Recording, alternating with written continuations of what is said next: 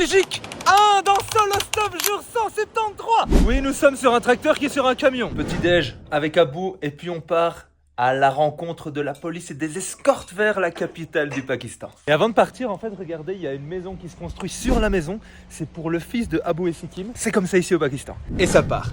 Abou a la gentillesse de m'amener sur le bord de la route pour faire mon stop. Évidemment, je veux lui faire prendre une photo avec mon panneau India. Why you don't want?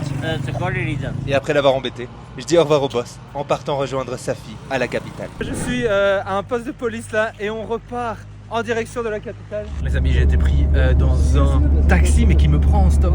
C'est un Américain qui a pris le taxi et qui m'a dit: t'inquiète, c'est pour moi, potentiellement jusqu'à la capitale. Je suis donc parti, je quitte le Gilgit-Baltistan, je quitte ces montagnes dans lesquelles je devais passer bien plus de temps. Mais je suis heureux de m'écouter, je dois aller en Inde et surtout je dois me reposer. L'état de la route était abominable. Il y avait du trafic, des contrôles incessants.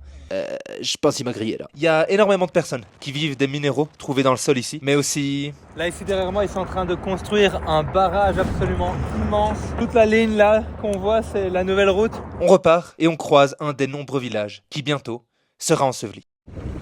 L'état de la route s'améliore et alors qu'on avance bien. La route est totalement bloquée.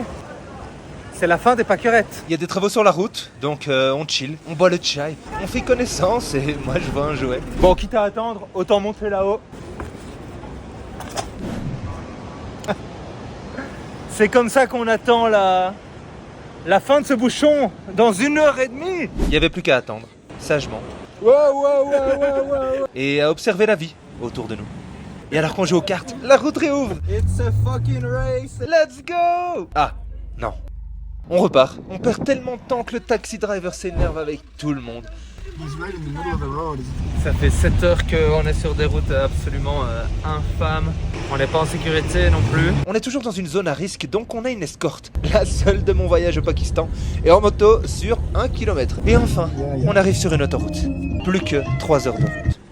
Après cette journée interminable, je suis de retour à Islamabad. Je suis de retour chez Maria, l'amie qui m'avait accueilli via Coach Surfing il y a 10 jours. Nous allons pouvoir nous reposer avant de plier les bagages vers l'Inde. À demain.